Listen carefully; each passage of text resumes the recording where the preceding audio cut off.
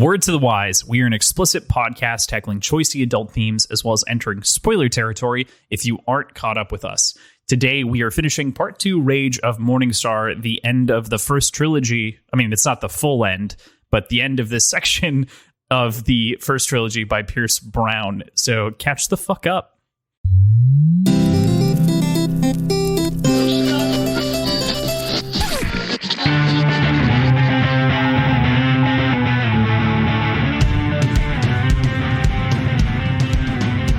Hey there, this is Cross. And I am PJ.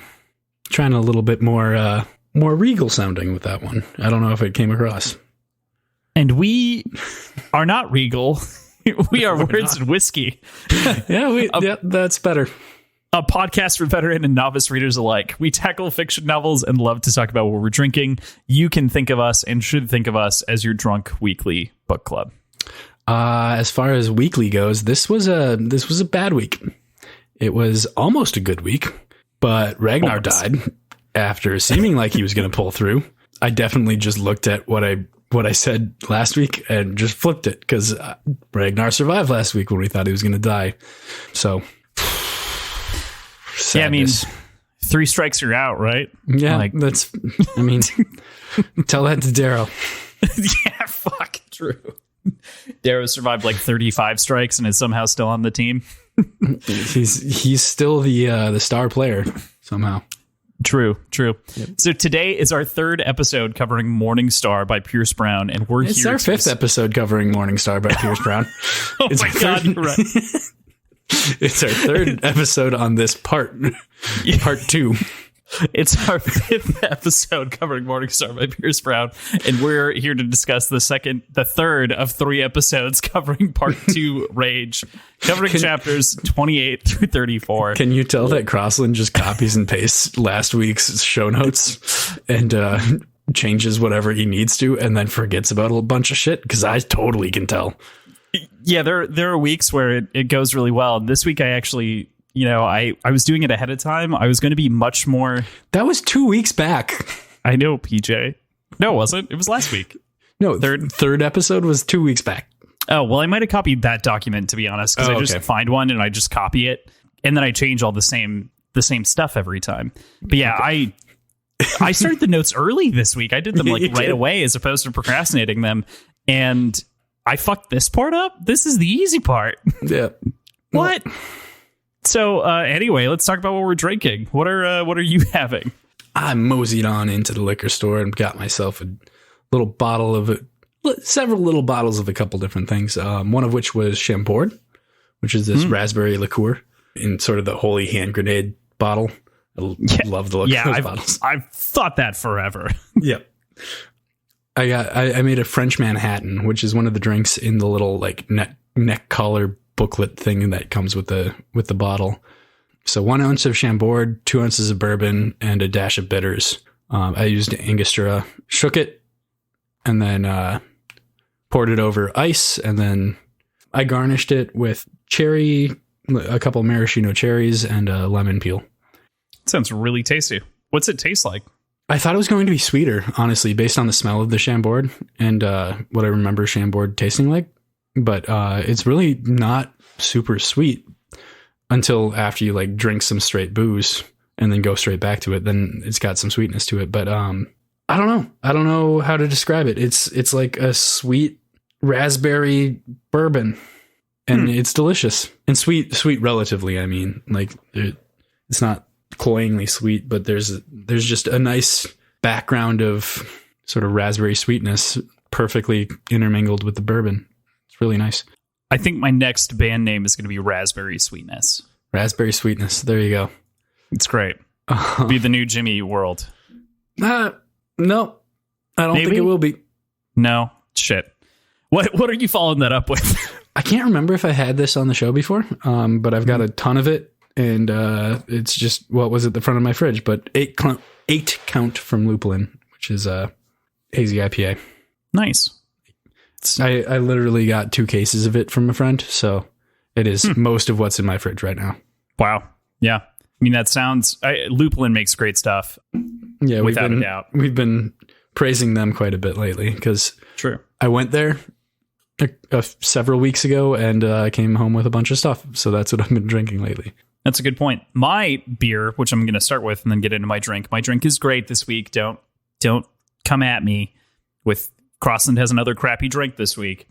I bought some beer for Andrew, our editor, who's going to be here was here last weekend near me in Wilmington hanging out. And we actually didn't end up drinking it, but I bought a variety pack of Voodoo Ranger, classic, easy drinking for, an in-between on the other things that we were going to have. And we just didn't break into it. So I broke into it today and started drinking the Juicy Haze IPA by Voodoo Ranger. Just a solid, good, nice, hazy, juicy IPA. What else is in that variety pack? Is the 1985 no, one in there? So it's, no, okay. It's experimental, which is, I think, only in the variety pack. And then there's, I think, there's like the classic Voodoo Ranger. And then there's one that he's got a Hawaiian shirt on. I don't remember what it is, but it's super good. I've had it a couple of times. Yeah. My cocktail is a shaken daiquiri. So as opposed to the blended ice, I actually I've never, as opposed to like the Mexico experience or the poolside experience of getting served a frozen blended drink, I prefer to take those flavors and just remove kind of the slush from it. So like really making easy. An actual version of the drink that they're bastardizing by slushifying it. See, Is it actually the bastardization? Yeah. I feel like that's okay. Yeah, it's originally not a frozen drink. Same with the margarita. Well, good to know. So the recipe is really simple. Basically, it's just portions and how much you want to have. 4th ounce of simple syrup to 3/4 ounce lime juice to 1.5 ounces of rum, white rum, shaken with ice, poured without, in my opinion. I don't like the ice cubicles floating around. Mm-hmm. But I did drop a large whiskey cube in this one just to keep it cold because our podcast is long. So yeah, but not the many cubed ice, just the one ice boy. So not to get super pretentious about drinks or anything like that. You're allowed. What you're having right now, it is a daiquiri, much like okay, it's a daiquiri, but it's also technically a rum sour. That is the makings of a sour is simple syrup, lime juice, and a spirit. So this is a rum sour. A margarita is a tequila sour. That's interesting. I mean, that's why they're so fucking good. We like sours. True. Yeah. Yeah, and there's something about like fresh squeezed lime juice that's just so much better. Absolutely. Even if you don't have like a little, juicer mallet handle thing, it's not that hard to like cut it into reasonable squeezable pieces and just squeeze it yourself. It's something that seems unnecessary when you hear like, oh, fresh lime juice versus just the store-bought like bottled lime juice, but it's one of the few things that actually lives up to all the hype that bartenders talk about when they say like make sure you're using fresh squeezed lime juice. Like it makes fresh citrus. Yeah, citrus in general. Yeah. Right. It's so fucking worth it. Yeah. So with that, let's move into last week's predictions. We've got a couple to talk about here, mostly all made just last week. So anyone who's following along will be able to laugh at PJ for his largely incorrect answers. There are no death pool answers in this one, right? Technically Ragnar. I actually forgot about that. Oh, shit. Fuck. Yeah, so Ragnar's dead. You said he was going to live. No, I'm pretty sure you said he's going to live. No, I said he's going to die, and it's going to be meaningful. Episode 0. Scroll. There are very few people that I said was going to live, Crossland. Oh, you did say dead inspirational. No, good call. Good call. You did say it was going to be inspirational. All right. Fuck. I feel like your context implied that it was going to happen at a different point, but you're right. Context means nothing in Deadpools. To a Deadpool. That's fine. All right. You gotta go grab a bottle of liquor. So while Crossland's away, I'd like to take this time to let everybody know that I am planning on usurping the show. I've returned with I've returned. It's the worst because I have no idea what you said. Returned with the vodka. I have a new host picked out. We're going to usher Crossland out quietly. It'll be a quote unquote mutual decision for him to leave the show and move on, but it will be forceful and wrathful, and hopefully he cries a little bit. That's really upsetting. All right, so pour it out for Ragnar. Taking a pull for Ragnar. There you go. Of an Icelandic vodka, no less. Oh, there you go. Which feels closely appropriate. It's not perfect, but it's close. Yeah, I wonder what liquor they drink there, or if it's just like the blood of their enemies. It's not only the blood of their enemies, but it's like the blood of their enemies with icy boys directly from the snow on the ground. Okay. small icy boys. many everything's a slushy. It's the blood of your enemy slushy. That's what we're getting back to here. Perfect. All right. With that, we have your other predictions outside of the Deadpool. Fuck me. So, who do you think was in the other ship? Do you agree that it was Cassius? You said... I said, yes, it was Cassius, which I was right, but I also said it was not Aja.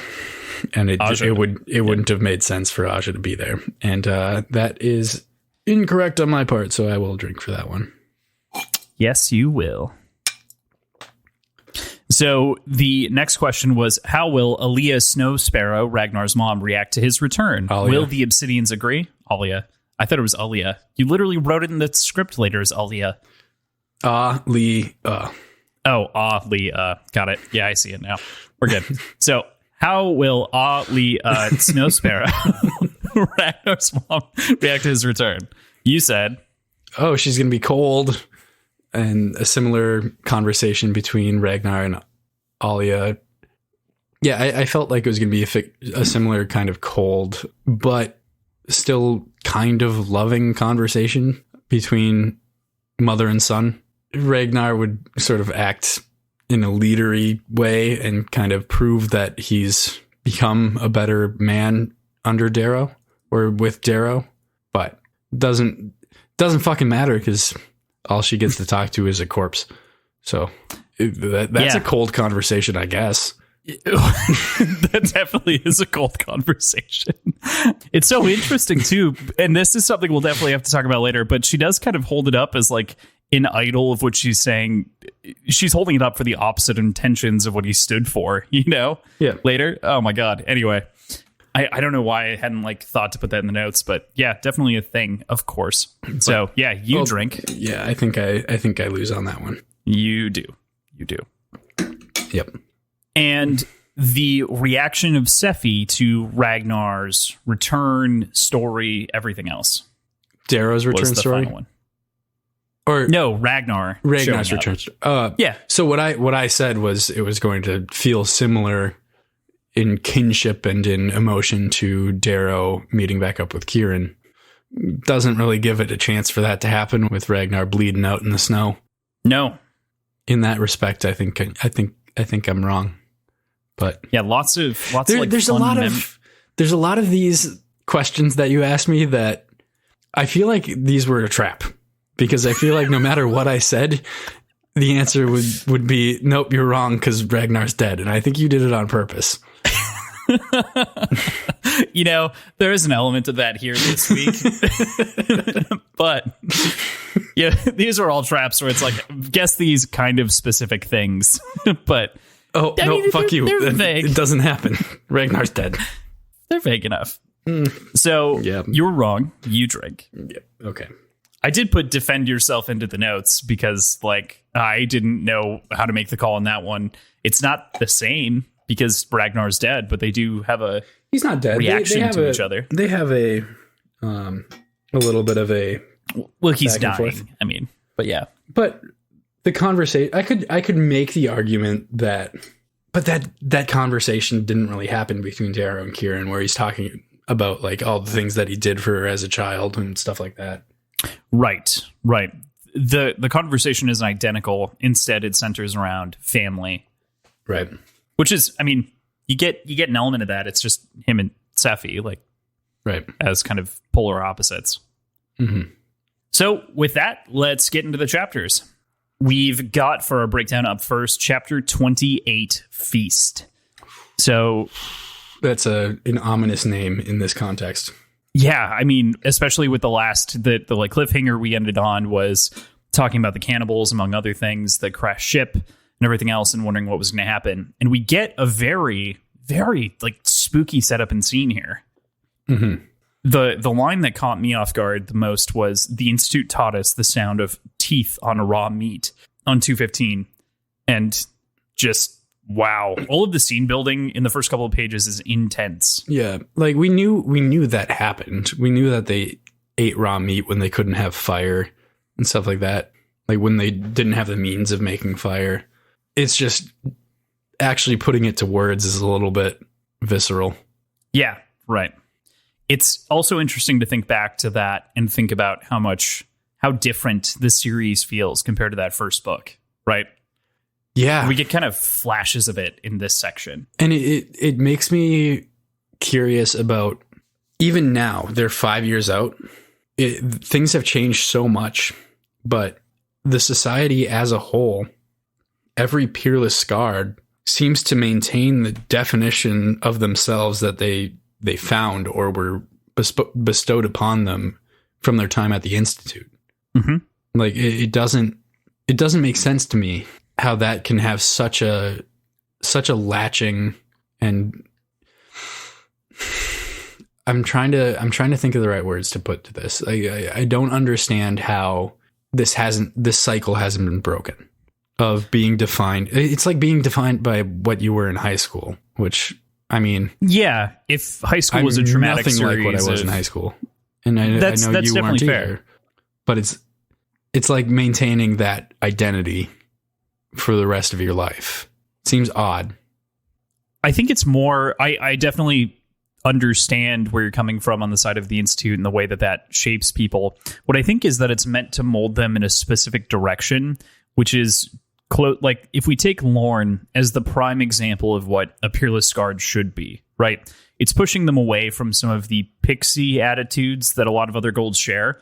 And some of that is, realistically, we haven't seen a whole ton of the other golds, right? Like right. We don't. I think we talked about this a couple weeks ago. Like we've only really met peerless Scarred, except for Pliny. Yeah.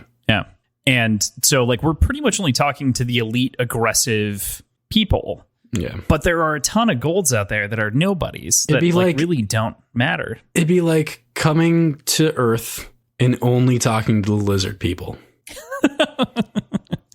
Oh, yeah. Yeah. For a fucking second there, I didn't hear you laughing, and I was like, is he being completely serious and like pulling this off? And I'm just laughing to myself quietly. I was like, what the fuck? No, you're right though. There is this sort of otherness that the Institute creates in people, and I think what's really interesting is I don't know if it's just sort of the changes that have happened over time over the course of 5 years, or if it's the box that really shifted Darrow. And a lot of me wants to say it's the box, because I don't think Mustang behaves that differently. I feel like she was imprinted on. Yeah, like, and I feel like everyone's been imprinted on by some of the Institute is kind of like a baseline experience that everyone shares. Right. And then everything grows out from there. Yeah, that's true. You're right. I don't know. It still just seems like a small part of their life with so much room to grow from, but still they're defined by it. Yeah. Also, to bring it back to something I think we talked about 2 weeks ago, Quicksilver made a really good point about the way that golds kind of stay in their station to some degree, right? They're not really evolving or changing or trying to improve upon things. They're just maintaining a status quo, which is to hold everyone else down, right? And I think to some degree, that's the place of the Institute, is to maintain the status, the emotional, moral, ethical status quo, and sort of the hardened edge of golds. So, right. I agree with you. I just think that it's an interesting thing that exists in the back of the psyche of peerless Scarred and the shamed who, fail out. So, right.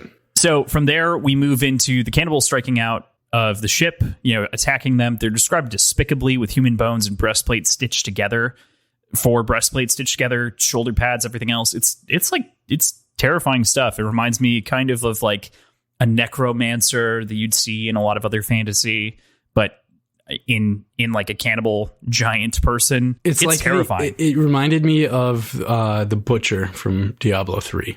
Totally. I was thinking the necromancer from Diablo 2, Diablo 3. Yeah. So, well, I mean, I was in the exact same. Right. Yeah. Yeah. It's great games, by the way. Excellent games. If you are one of those people that played Diablo 3 right when it came out and kind of wrote it off as terrible, give it another shot because they've fixed it. Yes, which is crazy to say. A lot of games don't go back and fix it, but they actually did. I think that the Nagal and the whole language thing is also very interesting. It's horrifying, and it's enhanced by it's almost like monosyllabic translation / like monosyllabic form. The fact that it's all just very clean cut in the way that they say everything. It's surgical, but brutish. I am not picking up what you're putting down there. So on 217, right? Like if you read the dialogue that the woman says who's about to be struck down by Darrow by the golden death, right? Or like the hands of the gold. Almost all of that is monosyllabic, right? So it's all very straight lined. We were talking about Lord of the Rings the other day for a bit and some of the like language and things like that. And I think Nagal is really the only language that Pierce Brown kind of built. And I think that it's unique. So right here, 217, stained sun, kill me, I will rise golden.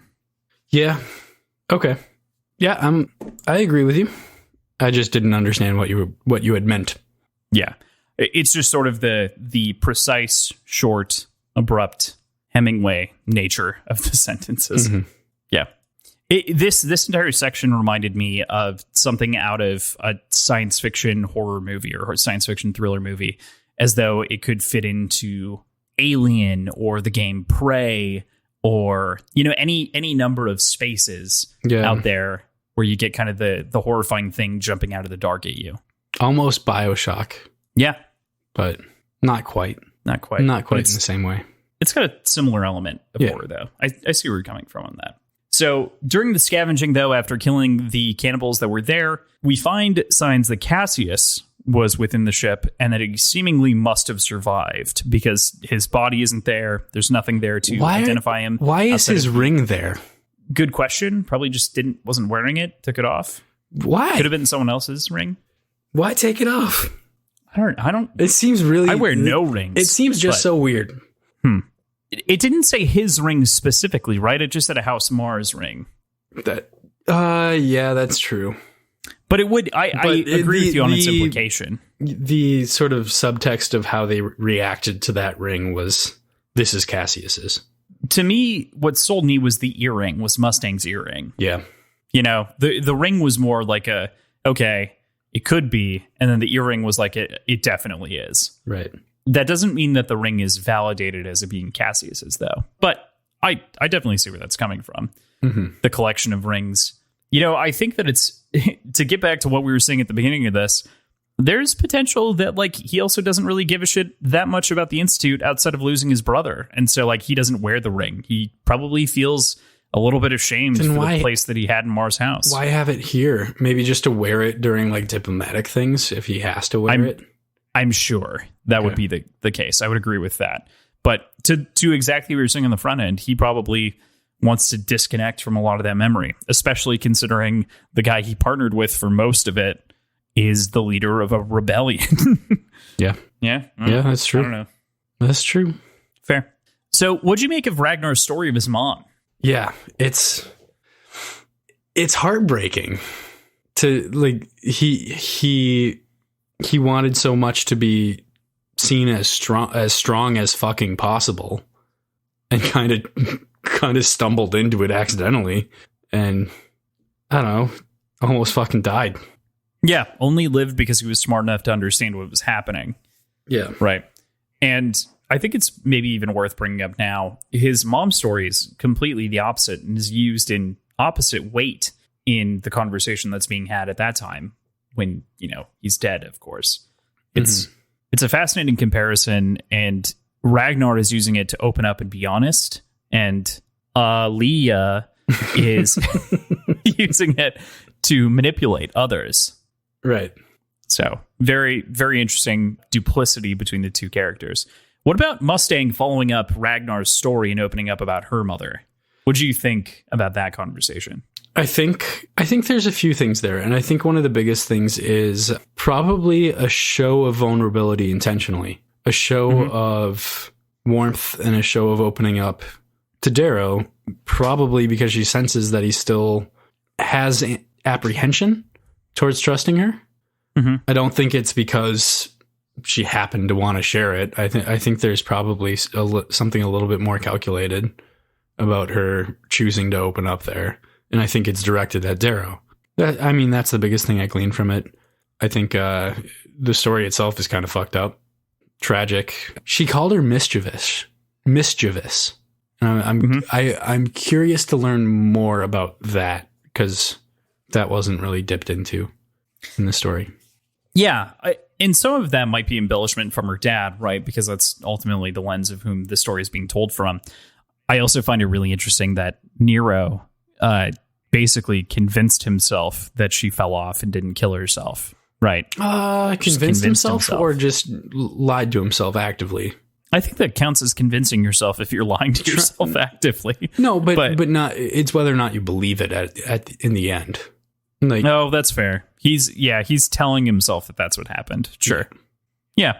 I can definitely agree with that and see it. I just feel not letting himself admit what actually happened.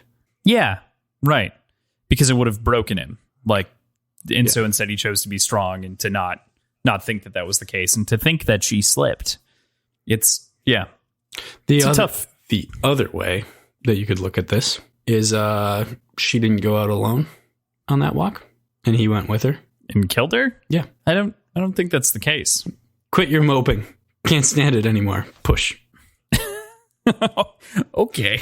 No, Nero, she slipped. Well, he's definitely murdered people before, so it's a stretch. But it's a stretch. You know? I think it's more just the way that everything was described in this. It makes sense that she jumped based on the outwardly shown emotions. Yeah. I think there's also nice duality here that exists between Ragnar and Mustang's story about their parents, patriarch and a matriarch respectively, and both being just sort of the center point of power in the family, and their want for only the strongest to survive, like Mustang's other sibling, and for Ragnar to hold on tighter, flying him away, hoping that he might fall off. It's a complicated and complex interlacing of stories between the two. Right. Yeah. So again, at the very end of the chapter here, do you believe Mustang when she says, "And if I can be something else, I will be"?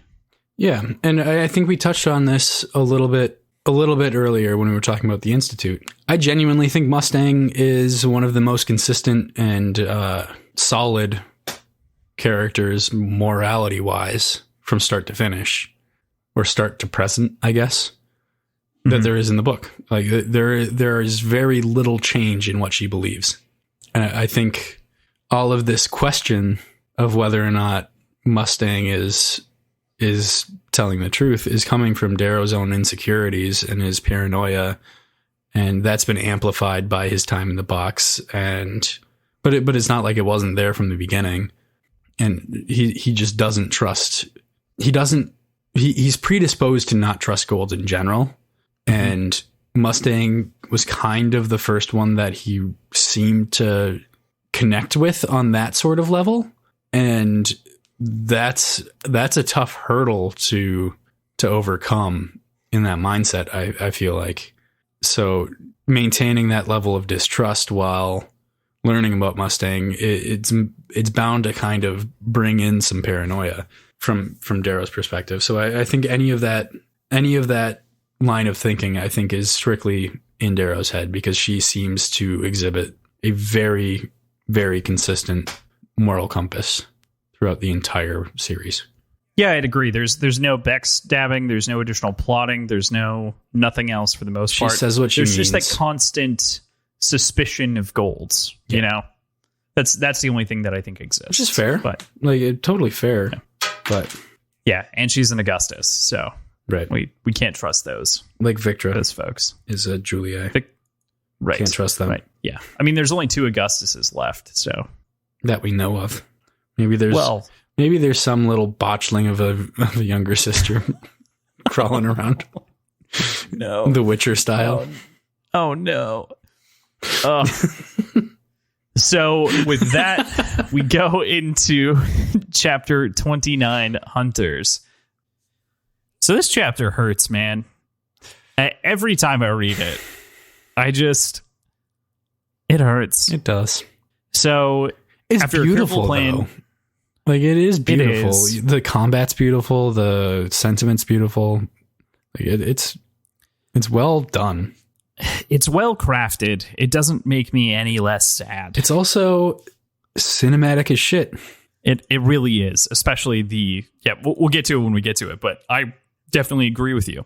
This entire chapter, I think maybe with the last chapter as like the intro to the episode, would be chapter 20 and 29 is an episode in and of itself, ending with the very beginning of chapter 30 with Sephi arriving. Yep. It's easy. It's right there, straight up, just lift it off the page, transpose it to screen. We're done. Cool. We wrote the episode. We're good. Yep. Thanks, Pierce. There we go. Ship it. So after a careful plan to ensure they're discovered by the Valkyries, the group finally runs into Cassius and Aja. They kind of decide to go Severo's route as he had kind of complained about Darrow not doing before, which is to say the violent route of taking people out while they have the opportunity to do so. Yeah. And even Mustang agrees with this idea. Who's the one? Is it Holiday that fights back on it a little bit? I think so. Holiday's like, you're going to... Because I know there's some pushback, and in my first thought of it, I thought it was Mustang, but I'm pretty sure it's Holiday. It's definitely a tough decision to make. And I think Darrow understands that there is some truth to what Severo was saying in the past. Mm-hmm. And this seems like an opportunity that they shouldn't pass up. So they don't try to. But Darrow doesn't remember that you don't fight Aja, and you don't fight River, and you don't fight Aja. So, why didn't you fucking moron? So before this started, how did you think it was going to go? I thought, much like every single other interaction with them, primarily just kind of 2 particles bouncing off each other and no real annihilation on either side. Yes, last time they met, Trig died, but Trig was also a new character that we didn't care about that much yet, so it was okay. But this time it's not Ragnar. Okay. Fuck Ragnar, no. Mm-hmm. It's a lot at this point to take in as far as the death goes, of course. But before we get there, I love the callback here with Cassius. I swim just as well as you remember after Cassius is like, I thought you drowned. I think it's a great callback to the time when they had to swim out to the middle of the lake to avoid capture by Mustang and the Institute. There's a lot of kind of nice flashes of the Institute in this chunk of the... They were in that lake for hours, weren't they? I think it was several hours. It wasn't just several hours. I for some reason I was leaning towards closer to like a half day or something like that. Yeah. Like it was aggressive, but 14 hours. It was or a long something time. Like that. Yeah. They ended up treading water forever. Mm-hmm. Which those were the days. Those days when Cassius was a bud and not a fuckwit, and Mustang was out to kill them. Yes. How the turntables. Indeed. Mm-hmm. Yeah, I love that callback. It's great. It's great to kind of get another flash of the Institute back here. What do you think about the spoken blows between Ragnar, Darrow, and Aja? You know, kind of the various slave language that she lashes out to both of them with, and whatnot. I think the thing that stood out the most to me was how much there was a very explicit attempt by Aja to disillusion Darrow of who Ragnar was by telling him about what Ragnar used to do with and for her father, and what he would do after the fighting pits and shit like that. And it just falls flat. There's no real follow up to it. Darrow doesn't seem bothered by it. Ragnar understands that he's already owned up to all of it and has legitimately become a different person, and knows that Darrow knows that too. It's an attempt that just fails, but they don't give a whole lot of additional like thought to it beyond just letting her talk herself out a little bit. Yeah, ultimately she's providing like background and context to some of the things from the Ash Lord's perspective as to what he is. Mm-hmm. But ultimately it doesn't amount to anything to the two of them because they are blood brothers, as is said later and previously. And I don't think any of that was like anything Ragnar was hiding. No, definitely not. It likely spoken off screen. Yeah, probably. Yeah. But it was also a good way to narratively tell us exactly what he was like prior to being free. Mm-hmm. Yeah, it gives us a perspective also of like the idea that there are also obsidian arenas, right, where these folks are fighting. Well, we knew that already. That's been talked about. Specifically, I think with Ragnar previously, but it gives, it lends a little bit of like the sort of prize or glory that's attached to it. The I don't want to call weightiness isn't the right word, but gives it something else. Mm-hmm. It's not like it's useless information tucked in here, and I think that it does exactly what we were saying in an underhanded way. It's sort of a so what moment between Darrow and Ragnar. Right. Like they're very aware of this. They're obviously fighting against the society which has shackled these expectations on them. So, yeah, it's not really an insult. It's not as though she's talking to Golds and saying something insulting. Exactly. It's completely different. And maybe that's her not quite understanding not quite understanding them. And maybe it's her really just kind of grasping for something that might like force a rift between the two of them. But I like to think it's just Golds really are kind of out of touch from who they employ and who they enslave. So much so that what they find horrifying, they don't take a step back to realize that it's horrifying because they're forced to do it by them. Mm-hmm. Yeah, that it's ultimately the will of the Golds that puts it there. Right. That makes it real. Yeah, that's a good analysis on that as well. I think the other chunk that's interesting about Aja to consider here is that there is a wide age gap to some degree between her and Darrow, right? There's a larger than generational gap. She's 50 and Darrow right now is between... He's 23. He's like 23? Yeah, I was going to say between 23 and 24. No, how old is he when he goes to... He's 18. Some other people are young as 16. He's 18. So yeah, he's 23. Yeah. Because this is 5 years out. 5 years out from the Institute. Correct. So yeah, I mean, literally double the lifetime almost on Aja. Or actually 5 years out from when though? If it's 5 years out from the beginning, then he's 23. But if it's 5 years out from the end, he's 25. I think in total, since we started the story, 5 years have passed. Okay. So he's 23. He's between 23 and 24. Okay.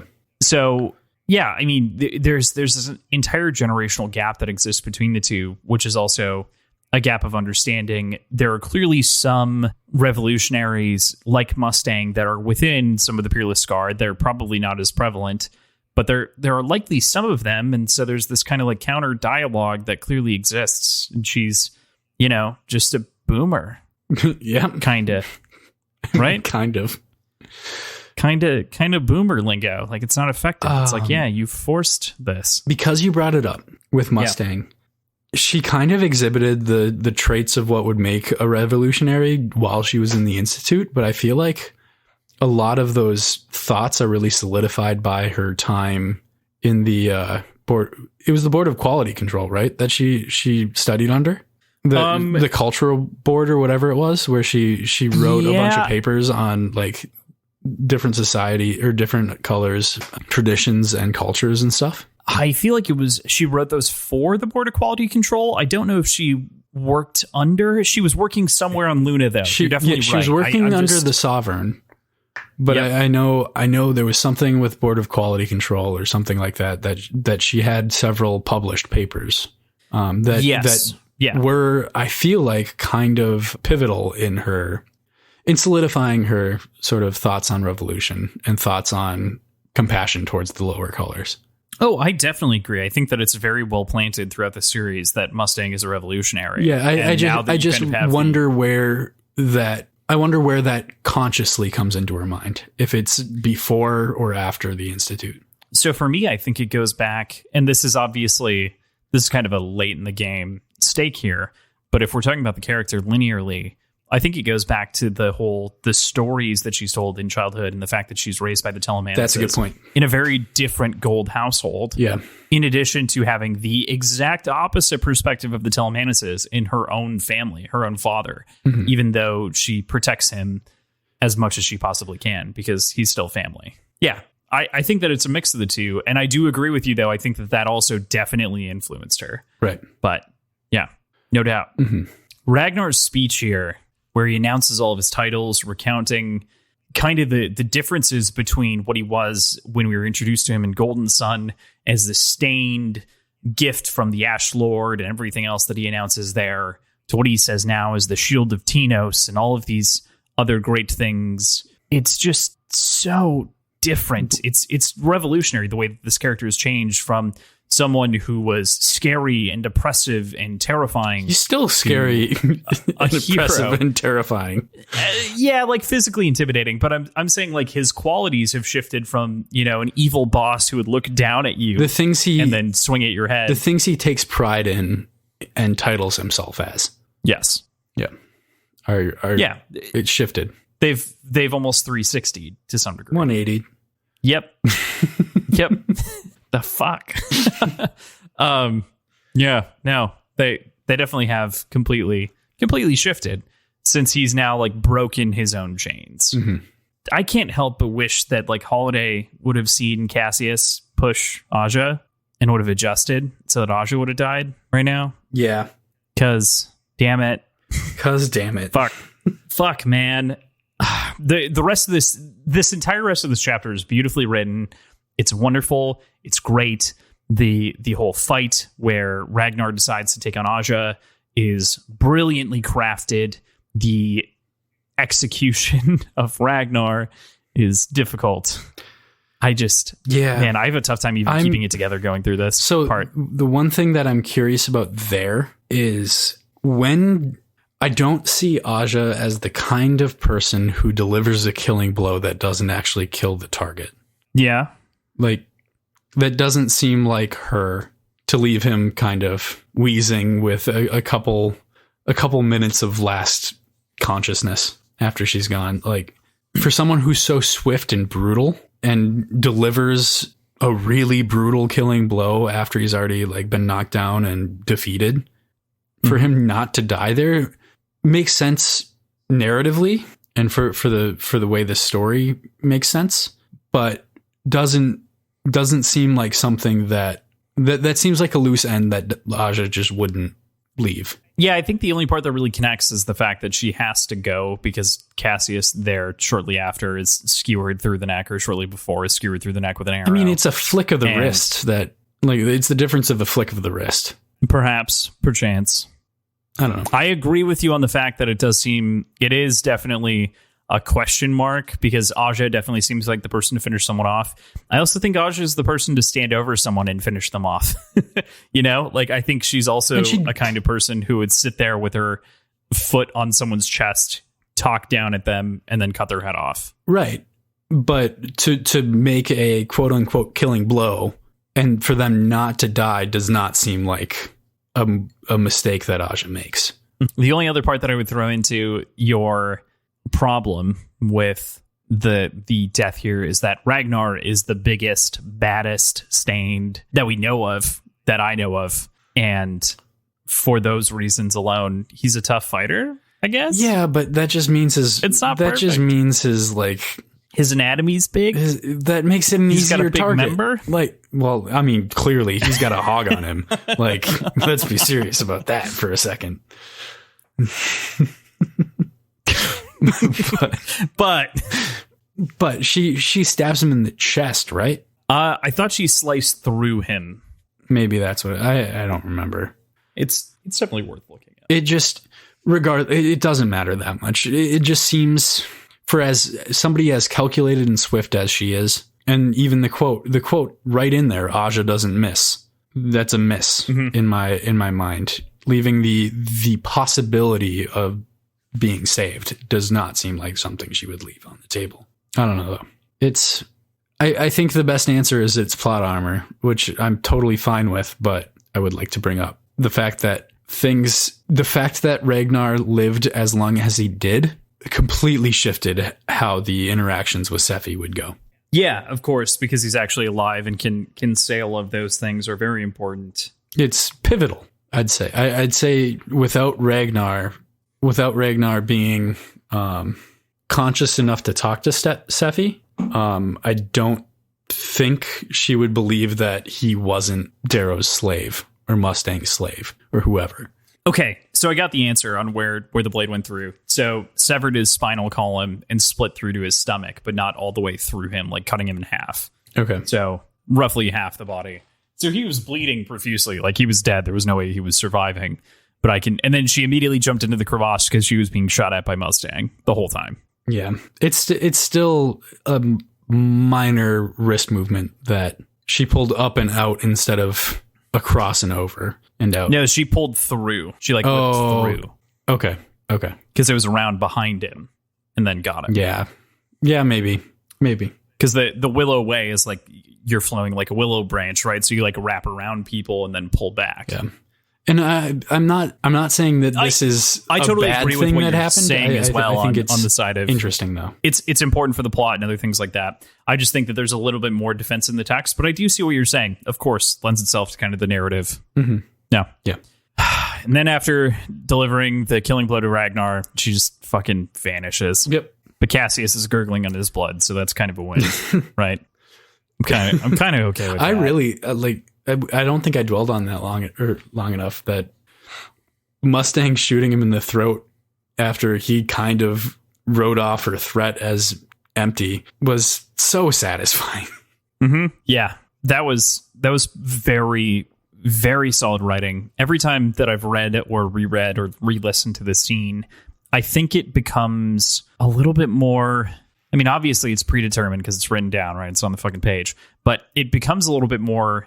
It is fate, right? Ragnar eventually was going to be faced with insurmountable odds in which he is just a blunt instrument, the best blunt instrument that you could ever ask for. And he was going to lose, but he lost to the fucking best razor wielder in the entirety of the society, in the entire universe. Yeah, but he was also confident he would win. Yeah. Well, yeah, because he's a blunt instrument. Doesn't know any better. Right. And Darrow believed him. And Darrow asked, "Can you beat Aja?" He's like, "Yes." All right, let's go through with this. Like, yeah. Maybe you think about that more. Maybe you should have considered it a little bit before you agreed there, buddy boy. Yeah. It's tough. So we move into chapter 30, which is The Quiet, referring to, of course, Ragnar's sister, Sephi the Quiet. And technically Ragnar at this point. Oh, I mean, not quite, like soon, but yeah. Oh, yeah. But not quite. But Ragnar's death is here on the page. And the introduction to Sephi in this context just hurts. The way that he remembers and recants all of these things about their childhood together. It's just jarring, painful. But touching. You just want better. It's still touching. But touching. Yeah. Yeah, definitely touching. Mm-hmm. Yeah. Man. How did you feel about the death of Ragnar? It was sad. He's, for good reason, I think, one of the most lovable characters in this story. He's a misunderstood, brutish monster, just like Darrow is at this point. Mm-hmm. Aja's own words, abominations, both of them. Exactly. Yeah. Which I found that interesting. That's the same word I used to describe Darrow, I think, episode 1 of this book. You've used it a couple of times, but yes. But specifically when talking about the way he was carved and how he will be viewed in society as an abomination. I felt justified in that by her. Yeah, no, I totally agree. I think you were justified and are justified by her using that term. It feels very on the nose. Mm-hmm. Because she is calling out exactly what you're talking about in terms of the way that society will view him if society as it stands continues and doesn't form something else in its, wake. Right. But Ragnar is somebody who we've seen go through the same transformation in mindset that Darrow did on a much faster scale. Just from him not being the main character, and we're not listening to his every thought. So we're seeing him transform in this way, but we're also able to draw parallels to like how he was treated and how he was raised and who he was versus who he is now, and the implications that brings for the revolution and the society as a whole. And it is a very easy comparison to Darrow. Like it's the same but different with Darrow. Same reasons, same chains being broken, same veil being lifted from their eyes. Just Ragnar's a fucking monster of a person and can beat to death pretty much anybody that comes in front of him. Man, there's obviously the original differences of the sort of status that Darrow and Ragnar occupy right at the start of their own stories. Darrow is a red slave who's toiling away underground to provide helium-3, which is really just a resource that Quicksilver and the Augustus's are selling to earn money to power their own growth and their own empires, respectively. Right.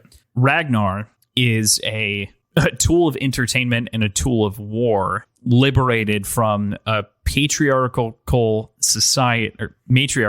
society that only survives to breed warriors for masters, of whom throw them into cages and into coliseums to fight and to become the best and to go to war. I think there's a lot more than I think there's a lot more parallels between Darrow and Ragnar pre-revolution, pre-wool being pulled from their eyes, than I think you're giving credit for. Like Ragnar is the prince of the Valkyrie. Like he is the sort of the person of high station, the person that everyone looks up to within that society. So is Darrow as a helldiver. Oh yeah. No, that's a great point. So having that sort of responsibility and clout within their own little oppressed societies might be something that's kind of important to their transformations. Yeah, that's a great point too. They were respectively leaders in their own rights inside of their, microcosms before they escaped them in their own ways. Right. Yeah. I'd like to sit down and do a deeper sort of analysis of the similarities between Ragnar and Darrow at similar points in their lives, because I think it'd be a really interesting thing to analyze. I think they've got good comparison points. That's you brought up good points that also I hadn't completely considered. So it's interesting. There are also traces throughout this reading, but the distancing of Darrow from his views of faith in the veil, faith in a number of things, including even Eo's dream, Eo in general, has become more extreme since the box. Even in Ragnar's dying moments, a lot of Ragnar's dying proclamation to him is to speak to him waiting in the veil, talking with Eo, building a house, but he's not a good builder. There's all of this sort of chatter about the afterlife, and Darrow's sitting there regretting kind of have told him about the veil because he doesn't really believe in it. He feels his faith is very shaken. So at this point, at risk of I'm by no means trying to sound any way insensitive about this, or I know I'm not the most perfectly educated about this, what I'm about to say. So I'm trying to be as respectful and just know it's not coming from anything negative. This reminded me a lot of accounts of people coming out of the Holocaust and out of concentration camps, being completely broken and abandoning their faith because there's no way that believing in something higher and that something higher could allow for this atrocity to happen to them, and just being completely sort of marooned in their own mind of what is their faith and what do they believe in and how do they interact with people who went through this with them with the same faith because of their same faith, if they don't hold on to it themselves anymore. And I know it's way more intricate than that, and I know I'm missing things, and I know I'm not an authority on this, but there's no way that we could cover all of that in a podcast of any length or appropriately ourselves. But what was it? There were several books that we read in high school. I think you and I both did. I was going to say Night. Yep, exactly. Elie Wiesel is a great example of sort of the same kind of shaking of faith. And while obviously we're comparing a very real, very brutal reality to a fictional created instance of a brutal reality, right, there is something very real about the box scenario shaking Darrow in, I can understand in a sympathetic way, someone who might have empathy from that time frame. That makes sense. Yeah. I don't want to come across as like wrong or insensitive or anything like that. That's what crossed my mind first, was that sort of comparison when thinking about the loss of faith in the veil versus the trauma that he experienced in the box. So I know we're digesting a very heavy theme. I feel like to put a cap on the entire thing, Darrow's perspective and his loss of sort of religious faith via the torture, and by opposite, Ragnar's gaining of faith through exposure and through kind of the hopeful outcome, feels very similar to me in the autobiographical work of Viktor Frankl, who wrote Man's Search for Meaning. It kind of explores both sides of that coin. He himself lost some of his faith, but instead gained faith in humanity. And I feel like we see that parallel in Darrow. This isn't a perfect theory or ideology, and of course, we're not equipped humanists who have read, widely. We don't focus on this kind of thing, but I think that it's important to acknowledge that Darrow and Ragnar and the impacts of torture on their lives and kind of the similarity to reality, as we like to kind of bring it back to in full circle on history and other events. Mm-hmm. So put a cap on that. Yeah, I think that's something that topic is something that's interesting, and I'd love to reapproach it later when both of us have more time to really dig into it a little bit and collect our thoughts on it. Look out for that maybe in the future if there's something else that alludes to something similar. But for now, I think capping it there is probably a good point. Yeah. I think that it's worthwhile to discuss, and I'm glad we brought it up, even if it was just tangentially in trying to tackle that to the best of our abilities. Mm-hmm. So his final words, though, Ragnar's final words, live for more, just hurts, directed at Sephi. It makes sense. It's kind of this sort of, I don't know, it reminds me of, to some degree, like a plague where you pass it on to two people every time you die. You're passing it on. Yeah, he's a martyr at that point. Right. Which I would like to say also feeds into my Deadpool prediction. Mm-hmm. Yeah, of him being an inspiration, a martyr, and he is. I mean, he's enough. His death and his faith are enough to shake Sephi into listening to Darrow later. Right. So that's important here. As far as deaths go, and Darrow taking them super hard and not accepting them and not wanting to move on with their mission, I really want to dig into Holiday and what she might be going through, because she's constantly sort of dropping hints to him about what she did for him in her essentially not abandonment, but putting the mission above her loved one when Trigg died. Like, Trigg wasn't the mission, Darrow was, so we need to keep going at all costs to complete this mission. And she's constantly kind of dropping hints about that by showing him Trigg's blaster or making comments about, like, alluding to that, like, he's not the mission, things like that. And if I was Holiday, I'd be kind of pissed right now. Like, how often he's getting hung up on things that aren't the point. And kind of leading with his emotions to a certain extent, which is who he is. It's who Darrow is, but it's also not how you win battles or wars. You need to keep going. And she sees that as a hard and fast rule, and he seems to make exceptions when they're his friends. But she made a really fucking hard sacrifice when it was her brother for him, for Darrow. I think it's safe to say that Darrow is an empathetic leader, but that doesn't actually get the goal accomplished, which is what I think he kind of starts to come to terms with near the end of this chapter. And I think between the box and the events of this book, even the torture that he's been through, the death of Ragnar, he's pretty badly shaken when he goes into the confrontation with Seffi. Or not with Seffi, with Alia. Yeah. It's significant, and it's definitely weighing on him. And I like your analysis of Holiday and her sort of matter-of-fact nature about the reality of what they need to be doing. It definitely lines up. Mm-hmm. And I think that there's a world in which if Holiday led the Rising, and Greys in general, I think, for the most part, especially the like Legion, the elite Greys, have a very different mindset where they are trained for the mission. Yeah.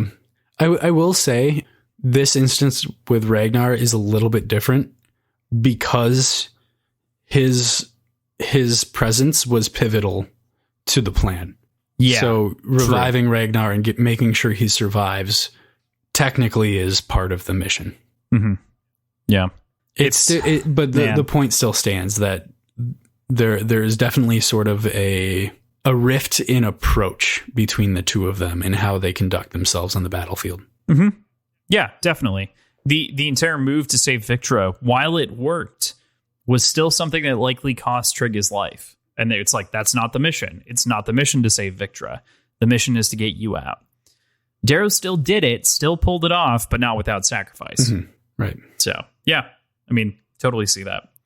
So we're going to do something that we haven't done previously. We've kind of talked around it or talked about it, but we're going to kind of officially do... Anytime an important character dies, we're going to do a little bit of a post-mortem. So here is to Ragnar's post-mortem. What do you think of him? What do you think of Ragnar, the character? I think we sort of got into it in the last little bit there with there is a mirror of Darrow and Ragnar. They exhibit some very, very similar traits. And I think Darrow can probably see a lot of himself in Ragnar and his path in kind of being shown the truth and given the opportunity to, quote, live for more. Mm-hmm. I loved him. Like, who wouldn't? He is such a fun character. He's crazy. He is huge. He is imposing, but he has a heart of gold. So, I mean, not that gold, but you know what I mean. Mm-hmm. Yeah, no. He is, I think, he should be the poster child of what it means to be converted into the Sons of Ares and why. To the Rising. Yeah. Yeah. He's the like whole kit and caboodle to some degree. Right. Exactly. It's hard for me. I mean, I totally agree with you on the side of the character. I think that he is a great addition to the group. He fills kind of the void of Pax to some degree as like the big strong man in the room with kind of a funny attitude that we only got a brief flash of with Pax in the first book. But he definitely feels kind of like he has that big kind of himbo energy. Do you think that was part of if Pax lived? Because I think we talked about this. Pax dying was kind of a draw the hat kind of deal for Pierce. Yeah. Pierce has killed many characters with the hat. Do you think Ragnar would have come into prominence if Pax would have survived? So in his head, this is a quote from an interview. In his head, he saw Pax, and it's paraphrasing from the interview, whatever. He saw Pax and Ragnar as friends when he was imagining kind of the way that the story was going to go, and that they would be connected and that they would be kind of like buds playing around with each other. So sparring with Pax each other or something. Yeah, more like two of the same character, like kind of just bouncing off of each other, having a good time, even though they're from different sides of society. I think instead we got very different moments where with like Severo and Ragnar, they kind of bounce off each other, where it's kind of friendly, but it's also kind of violent, you know? So he kind of, I would say, replaced those moments, but it felt as though they were meant to be friends, similar, kind of all along. Right. Yeah. I don't know if there's room for both of them in as prominent, like in as a prominent of a space as Ragnar took. Mm-hmm. Like, I wonder if both characters would have suffered Pax probably for having both of them there. Well, either the story gets longer or Pax would have suffered because I think Ragnar's arc is a little bit more important than what I would imagine the slot that Pax would fill into, right? Which is a Mustang adjacent position given Cavax's role in their raising. Yep, exactly. So what do you think of Ragnar's long-term impact? You've already mentioned that he's kind of a martyr for the entire Rising. We've only got 250-ish pages left, but what's his impact? What do you think his long-term impact's going to be in terms of what he contributes to the story? You know, we've only got like 250 pages left here, but then we got the next trilogy. What do you think Ragnar's impact is on Darrow and the characters associated? I think obviously Severo and the Howlers will be impacted pretty greatly, but I think that'll be more of a loss of a brother kind of deal. I think for the Obsidians and for Sephi in general, he will be an inspiration and a martyr and a model to follow. I think Sephi will. I think she'll do what she can to strive to be as much like Ragnar as possible, and to follow his footsteps and buy into what he believed. And by extension, the rest of the Obsidians will kind of follow that thought process. Okay. All right. I dig. I think that's I would struggle with what to kind of say and fill out in these parts because I don't want to spoil it. No, that's fine. You know? I mean, yeah. Like you can just say I'm going to leave it at that because I don't want to spoil it. Yeah. Like I totally understood there. Right. That's definitely the way that I'm filling in that statement. So what was your favorite Ragnar moment? Oh, the scene where he throws Severo and steals his candy bar. Just it shows his jovial side. It shows his jovial side in the way that he's still fucking imposing and just a behemoth of a person. Mm-hmm. But it also shows the strength of the bond that he and Severo like created together in Darrow's absence, and really gave another dimension to Ragnar's character. And to Severo's. And to Severo's. Yeah. I would say in both cases, like they feed off of each other well, and it's important. Yeah. Yeah. I definitely agree. I think that's a great moment. I think my favorite Ragnar moment remains the charging scene on the beach in Golden Sun after the EMP is going off, and it's only he and Darrow taking out the Legion of Greys and Golds that are up there, while all of the other Howlers are underneath in their suits still. Right. Just how quick all of that happens, skewering the handing off of the razor. That whole thing to me just screams poetic justice, liberation. It's all great. Exactly. Yeah. That's mine. Any other thoughts on Ragnar?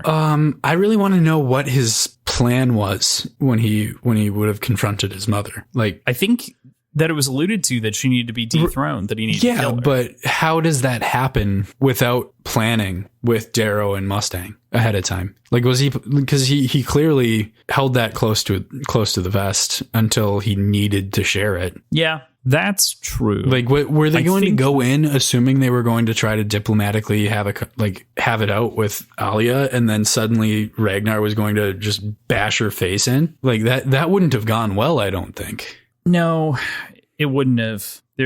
I definitely agree with you. I think that it is a difficult line for the story to tread. I think that to like go through and imagine this scenario, right?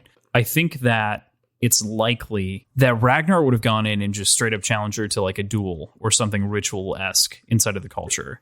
It would have been some sort of formal proclamation that Obsidians understand that would be usurping of power. Do you think that would have happened, though? Do you think they would have gotten there? Because there was that prophecy that Alia basically spat on, and all of the guards were on the lookout for. Like, I don't know if that would have happened.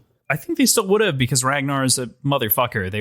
That would have been a completely different scenario on the whole. So just assuming that the story for the most part plays out where they meet Alia, I feel like that's the outcome. But there would have to be a very different circumstance. Of course, they would probably, instead of just infiltrating Asgard, we would also be infiltrating the Spires. Yeah.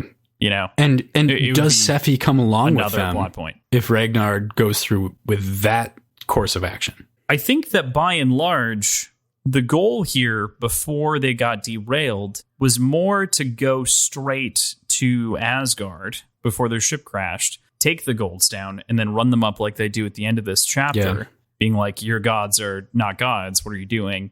But they kind of, they had to improvise in the middle because Sephi was there and because Ragnar died. Yeah, that's fair. And so the plan kind of got swung around. With Sephi showing up, I feel like Ragnar would have been able to convince her to go with them to Asgard, and then they would have gone through with the plan. If Sephi didn't show up, I think that they probably would have tried to go to Asgard and would have done fine because they did fine without many more tools. So, yeah. Mm-hmm. Yeah. Just working it out based on the way my brain thinks about it. That's fair. But I see what you're saying. It does feel like it would add a layer of complexity. Yeah, for sure. Yeah. So, man, we move into chapter 31, The Pale Queen.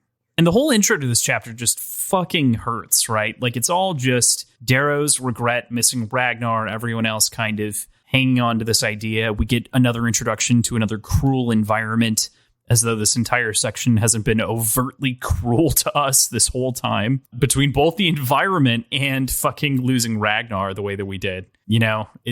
It's brutal. We get a little bit of relief, though, because Cassius is clinging to life with an arrow through his neck. Mm-hmm. And his fear when he's struck away by the Obsidians is just fucking great.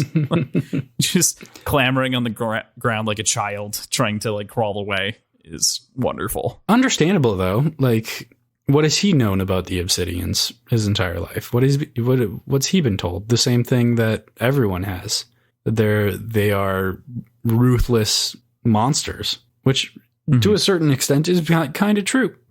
Yeah, I mean, they were crafted to be, yeah, right? So they are. That's the reality. This is what Gold created. I think I've said this before, but Chuck Palahniuk has mentioned in something in his other book, in one of his books, Consider This, it's all about writing. The power of paraphrasing something as opposed to saying it, to downplay the importance and to kind of swing the weight of a conversation around.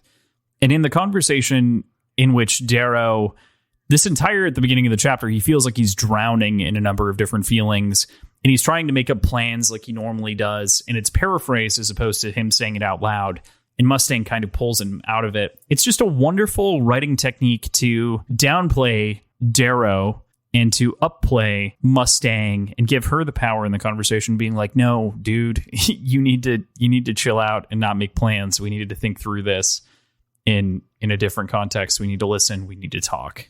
It's a very clever writing technique that I appreciate. And at the same time, nothing really gets lost. Like, I don't feel like I lose any of the interaction. It's not as explicitly stated as a lot of it is, but you still get the whole gist of it. And at the time, it didn't really matter that much to me when I was reading it. Like, I was honestly kind of distracted mentally and emotionally by the loss of Ragnar. So I felt like it was sort of a perfect use of that tactic. Yeah. It is well armed against Darrow in the fact that Mustang kind of talks him out of it, talks him down from his sort of delirious state. But man. Actually, though, going backwards a little bit, I wonder if the use of that sort of paraphrasing, as you mentioned, is because Darrow's also distracted. And this is all from Darrow's perspective and his point of view for the entire series. It's Darrow's point of view the whole time. So if he's mentally distracted by the loss of one of his best friends, he's not going to get all the details of what's going on around him. Yeah, that's definitely true, especially considering we are buried in his POV for the entire time, the entire perspective of this trilogy. So it only makes sense for that to also be the outcome, is that he ultimately is just kind of listing things off, but really isn't focused or even paying attention to them. Right. Yeah. Yeah. So I think it fit very, very well in this instance. Yeah, I would agree. At the very beginning of the episode, we talked about Nagal and kind of the simplicity of the single syllable sentence that was constructed by the cannibal. I find it really interesting the way that the Nagalese uses words for multiple meanings, right? But they're wider than English is. For instance, the word that's used here is Rajoa, depending on the actual pronunciation of the GA and the O. And the J. Half and the word. R. Well, like the whole thing. So the way that it's read on page, Ragoa, it might be. We could listen to the audiobook again because it's mentioned. I think people know what we're talking about, though. The word for surrender / subjugation / slavery, like it's not just a what's the phrase for, or what's the term for a word with multiple meanings? Homophone. Yeah, those words sound the same. Homophone. I guess I think there's a more specific word for it, but homophone I think is kind of the umbrella term for it. Synonym. What the fuck am I saying? Homophone no, not synonym. Is like the same not word. Synonym. Synonym is a word having same or nearly the same meaning as. No, this is the same word having different meanings, is what I'm saying. Oh. Whereas I think this is the same word having the same meaning. It's just that surrender means the same thing as subjugation, means the same thing as slavery to these people. Okay, here's the differentiator. When words are spelled the same and sound the same but have different meanings, they're called homonyms. When they are spelled the same but sound different and have different meanings, they're homographs. Yes. This is something entirely different, I think. So it's somewhere in between. This is the same word. Yeah. For what having multiple meanings. No, but they don't. That's the thing. In this language, surrender, subjugation, and slavery are equivalent. Okay. I think that's what they're saying, is they don't make a distinction between those three things. They are the same thing to them. Mm-hmm. So in that respect, surrender, subjugation, and slavery are synonyms to these people. Yeah. Yeah, no, there's another example that I'm sure readers of the entire series know that's prominent in my mind that I can't talk about right now. Okay. There's one word in particular that I know that registers totally in that way. fine. I'll look out for it later. But I think you're definitely in the right frame of mind. It's definitely something interesting to talk about with kind of the full analysis lens. But yeah, getting back to the point of this though, the fact that those words are equivalent when they hold very different meaning is interesting. Right. I really like the way that Nagal kind of simplifies language. I don't know if that's what they're getting at here. I think this is a cultural thing. I think they... Well, it definitely is a cultural thing. What I'm saying is that on top of that, the way that they control them culturally is to control the language. Okay. So if you don't have any other way to express it, you're stuck with this one phrase that covers so many different things. Yeah, but we know from history and cultures in general that they will find distinctions and they will create distinctions themselves if it's an important thing to make a distinction about. But the fact of the matter is they don't have reason to differentiate those terms. Yeah, or to create a distinction, right? Because ultimately it is the same to them because they only believe in the three touches, right? The touch of help, the touch of sexual reproduction, and the touch of death. Those are the three, right? It just kind of gets back to this core brutal nature of this society, of the Obsidian culture. And we even get like background on the fact that like people have tried to sail away from here and their ships have been blown up. You know, there's just so much, like people can't even escape. Right. Ugh. Leah's built up a pretty terrifying figure throughout this section, 240 to 244. What do you think of our confrontation? Obviously, there's a lot between here and the end with her, but... She is referred to as the largest human or largest person that Darrow's ever seen, I think. I was surprised that her text wasn't bolded as well. That's the only... I think it speaks to how she speaks. Right, she speaks with Oriat lingo as well. But I don't know the right way to describe how I think of her. She seems almost gluttonous with power in her interactions. Mm-hmm. And I know that there's a parallel that I see in my mind, and I have no idea where it comes from. But there's a visual. To me, she feels like an appointed dictator, right? Yeah. Like yeah, she kind of has this element of like, I have control and subjugation because I know the powers that be, and the powers that be will ensure that I continue to be in power, provided I keep a level of control. But it doesn't necessarily seem like that's how it started.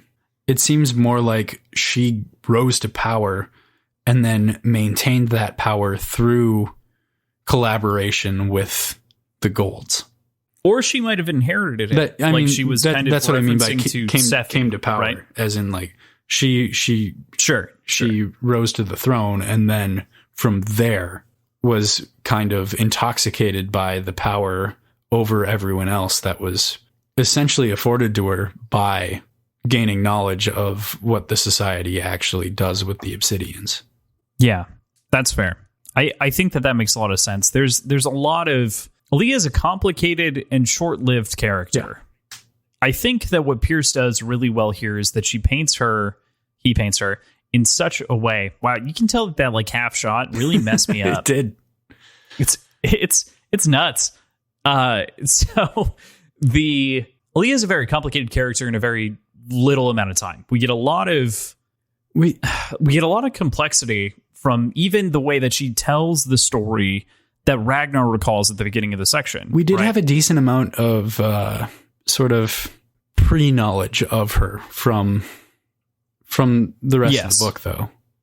The rest of the series. And a little bit from Golden Sun. Yeah.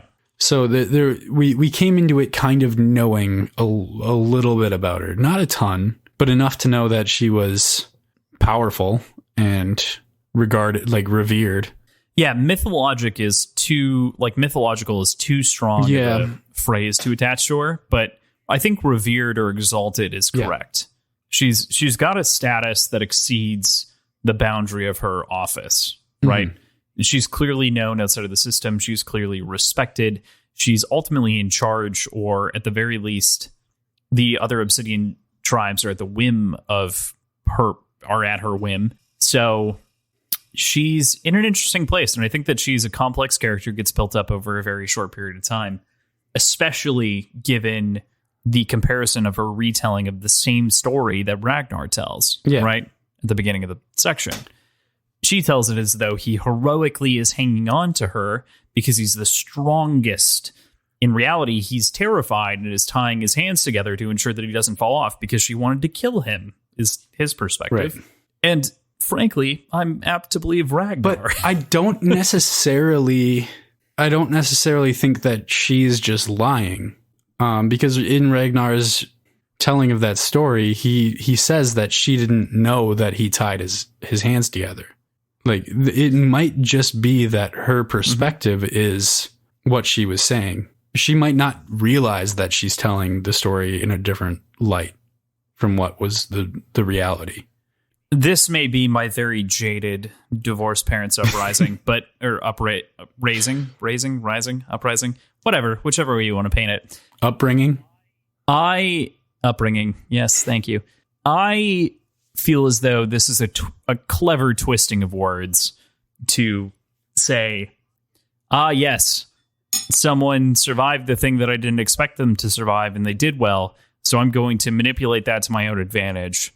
It feels as though, based on Ragnar's story, it seemed as though she was taking him up to get rid of him, to have him let go, and he only won because he technically outwitted her. And she then spun that into, he's the strongest boy who ever lived, blah, blah, blah, blah, blah, blah. Mm-hmm. And it's just basically I can see that. Reverse engineering the story. I can totally see that. But that's just my jaded perspective on things. And I think that honestly makes more sense. But I'm curious because we don't know either way. Mm-hmm. But I'm more inclined to believe you. But I could convince myself, or I could be convinced that she was genuinely unaware of the circumstances and thought that he was just that strong. Yeah. So, I mean, Aaliyah Aaliyah has just proven herself to be a liar in a short frame of time, which is a part of it. But yes, I definitely can agree with you that there is maybe a component of her that believes the opposite. Mm-hmm. I think that's compared to Nero, like we were talking earlier, Nero might lie to himself to make him feel okay. Aaliyah would lie to herself and convince herself that it's true. Yeah, that's true. And that's just a difference in character. Mm-hmm. Yeah, you're right. Yeah. Well, thank you. I appreciate that, PJ. Needed that little ego boost on a Monday. Whew. I love the disparity and the difference in these chapters from the other. The world does feel so much colder and darker and very medieval, like has been suggested previously. But we've talked about Obsidian culture now for 2.5 books, and finally being here was it as jarring as you expected? It's exactly as jarring as I expected. I think it was well described ahead of time. I wasn't surprised by the conditions that they lived in. Okay. But that's only because of the things that Ragnar had said and the warnings that he had given and the stories that he had told of his homeland. So I wasn't surprised by it, but at the same time it wasn't like not as bad as I was expecting. Like it was exactly as bad as I was expecting. Checks out. It's worth noting, final note on this chapter. I love the quote right at the end where Darrow's reflecting and says, Slag and Gamma are not the only favored slaves of the world. Yeah. Just kind of reflecting on the way that some Obsidians, including the shamans and other folks, are let in on the secret. Right. Meanwhile, the rest toil and suffering. Mm-hmm. Exactly. Chapter 32, No Man's Land. I love the quote right off the bat, which I don't perfectly agree with, but I find it interesting at the very least to talk about. Farmers make culture, nomads make war on 250. Yeah. I think this is really interesting. It's not perfect. I think it's meant to be a generalization. It definitely is. I think that this works a majority of the time, but I think that nomads historically also have culture. They just... I think the point they're trying to make is as soon as culture starts to permeate the nomadic way of life, they start to settle down and right. Yes. And stop being nomads. Or at the very least, inhabit similar patterns, right? So that's the difference between, I think, some nomads and others is when you are rotating very specifically to the same places. Nomadic is different than migratory. Yes. Right. And I think culture is very, very rooted in most cases in occupied land and in terrain that they live in and in places that they call home. Mm-hmm. So as soon as you make cultural ties to specific places, it can be argued that you stop being a nomad. Yeah. Culture is also equivocated to development here. Right. Yeah. So that's not to say that the Obsidians don't have culture. They do have culture, but they make war with each other as opposed to continuing to develop. They prevent themselves from... They occupy, as mentioned earlier, the same space that Quicksilver mentioned, the reason that he joined to fight against the society at large, because everything is stalled in place. And Obsidians have intentionally been stalled in place so that they can be great warriors for the Golds. Yeah. It's the same sort of circular revelation. Yeah. It feels like with the existence of Asgard, it feels like an extended version of the Institute. Yeah. Yeah. That's actually interesting. It's like a lifelong perpetual institute that they're living in. And maybe I don't know if it's been mentioned how long the Institute's been implemented within Gold Society, but I wonder if one was modeled after the other. Yeah, if one led to the other. That's interesting for sure. I don't know if that question's answered, but definitely something to consider. Interesting. So I love the description too here It's a black mountain ripped from the ground by the gods and hung halfway between the abyss and the ice world below, seat of the Aesir, where Olympus was a bright celebration of the senses. This is a brooding threat to a conquered race. I love that. I love the dichotomy in the imagery there. This kind of black, floating, terrifying mountain in the distance. Mm-hmm. Is so interesting versus like the floating clouds of Olympus. I don't know. Yeah, exactly. It's you have to make it proportionally terrifying to the people that they're being ruled, like the people that they're ruling. And they don't really have to hide what's going on at a higher level on Olympus. Like obviously that they don't know exactly what's going on as students, but like they know who's there and what's going on for the most part, whereas they need to make this mountaintop impervious and unapproachable for the Obsidians. Mm-hmm. Yeah. The only way for most Obsidians to get up there is the way of the Stained, which is very difficult. The Valkyries, of course, are riding on their griffins, and they like literally slap Darrow and crew on the side of them, which I found hilarious. For some reason on this read through, I was like, oh, you're just tied like a saddlebag on the side of a griffin. That's terrible. I mean, but what else are you going to do? Yeah, I mean, maybe not tied like a saddlebag. You could be riding in the back, hugging up to Sephi. We know there's space. No. Get on the side. Fine. Red boy. Red boy.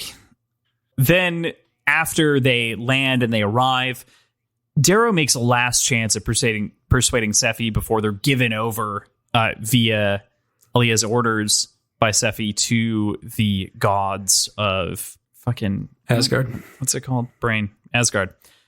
Before they're given away to the Asgardians, he makes this final plea and is able to kind of break through to her. Yeah. Walking through his plan to prove that the gods are just men. Yeah, that's a risk, but it's all he's got at that point. Like, it's the only thing he can really do. If that doesn't succeed, he's fucked because they intentionally gave up their weapons, kind of in this gambit, which I'm using it properly, Crossland, and I'm using it intentionally instead of just sprinkling the word gambit around. Hey, I never use the word inappropriately. I just use it too frequently. It all the fucking time, though. But interesting that you threw it in there. I'm proud of you. I'm proud of you for using the word gambit in a podcast episode. We got to start having secret words that we try to tie into the episode. Anyway, please don't make it be gambit. It'll be lizard or something like that, or lemon wedges. Okay. I don't know. But it is very interesting where he finally is able to make this distinction, and without any kind of verbal acknowledgement, Sephi agrees, and some of the Valkyries strip off their clothes and give them to Darrow and Mustang and allow for them to continue up the hill. I was kind of surprised that there wasn't more pushback by the other Valkyries. Like there was with Pebble. Like I would think there'd be at least one that would maybe hesitate a little bit more, who would probably get shot down immediately by Sephi or the others. But still, I was thinking there'd be some tension there. I think I agree with you. I think that's definitely missing. I think that has to do with the like absolute authority of Sephi, and I feel like that builds it up. Yeah, it does. It absolutely is that. Does. Without words, without speaking for 25 years, she commands the elite force of the Obsidians without saying anything. Christ. Wow. Clearly there's something going on there. So, yeah, I definitely agree with you. It does feel weird, but I think that speaks more to a cultural difference than anything else. Yeah, that's fair. Totally fair. We can't end this chapter without mentioning the conversation with the board Violet that before they're granted entry into Asgard. Ancient old man with like milky eyes from age. Like, I don't know, man. I laughed honestly, at the description of him. That's funny. I didn't laugh this time so much as I thought about it, and I was like, huh, so he's stayed here for a very long time. He also might have been carved to have milky eyes, like a fate might have, or like any sort of other omniscient perspective in another culture might have. Kind of the milky eyes being a signet of like sight beyond just my eyes because I'm blind. I could see kind of that. a thing. Yeah. I'm not saying it's perfect. I'm just saying I was in my head this time for some reason. I was like, I found it interesting to be that honest, it was a violet though. Mm-hmm. I guess I don't know who else it would be, like what other color it would be, but aren't the violets more of the artistic types within the society for the most part? Yes, which includes actors in my head. Okay. So I think that this is an actor's portrayal. Okay. I can see that. Yeah. Not saying that it's perfect, but I like do a think lore that's where maker it comes in. Of some sort. Yeah. But I think that what's interesting about violets is they get overgeneralized as the creative types, and most of the series focuses on the carvers. It's what they're called. No, I agreed. What I'm saying is that most of the series focuses on the Right. carvers, and they don't talk about anything else. So they don't. We get like violet poems in this book, which is interesting, but we don't really talk or like meet or interact with another violet in a serious context that isn't a carver. Outside of this guy, It was a bad actor. Reminds me of the Golds and our exposure to them. Like I would think the carvers are probably kind of the pinnacle of violet society, the ones heralded as the most important and the most prestigious because of the significance of the work that they put forward. And much in the same way, we are almost exclusively exposed to Peerless Scarred Gold Society. It's a great point. I think that that's very similar, just like we aren't exposed to many high reds, and there are a number of other colors that we kind of don't get perfect images on, but we get adjacent. There's so many colors to cover, and, so little time, and all from Darrow's perspective. It's a trap and gaze. So we haven't spent a whole lot of time on this chapter, but to be honest, this chapter is very straightforward. It is very clean cut. It's to the point. I think we're going to move on to the next chapter, chapter 33, Gods and Men. The whole ruse, as we had talked about before, is a very clever deception on the part of Mustang, Darrow, and Seffi, having them dress up like obsidians to get close. They make it close to the golds, and we're introduced to 2 of the 8 golds that are at the station. Golds. Loki and Freya are the first 2. They're kind of like shamed, Peerless Scarred, basically exiled to ensure that obsidians don't step out of line. What do you think? I thought it was interesting. It kind of mentions that this used to be kind of a prestigious outpost to be stationed at, and it's slowly become more of a punishment to be stationed here. Right? It mentions that, doesn't it?